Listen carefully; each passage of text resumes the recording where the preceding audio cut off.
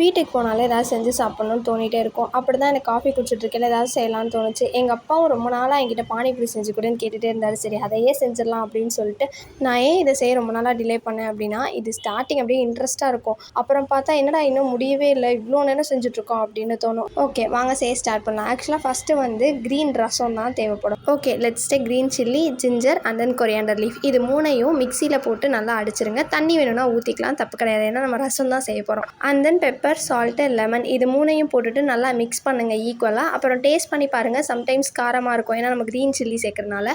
அதை வந்து water mix பண்ணி அதை நார்மலைஸ் பண்ணிக்கோங்க. ஓகே ஒரு குட்டி இன்ட்ரடக்ஷன் பார்த்துட்டு அண்ட் தென் நம்மளோட வீடியோவை கண்டினியூ பண்ணிக்கலாம். Hey viewers, welcome back to my channel. என்ன சப்ஸ்கிரைப் பண்ணாமல் பார்த்துட்ருக்கோங்க, மறக்காமல் சப்ஸ்கிரைப் பண்ணிடுங்க. அண்ட் தென் உங்களுக்கு பிடிச்சவங்களுக்கு ஷேர் பண்ணி இதை எனக்கு செஞ்சு கொடு அப்படின்னு சொல்லி கேளுங்க.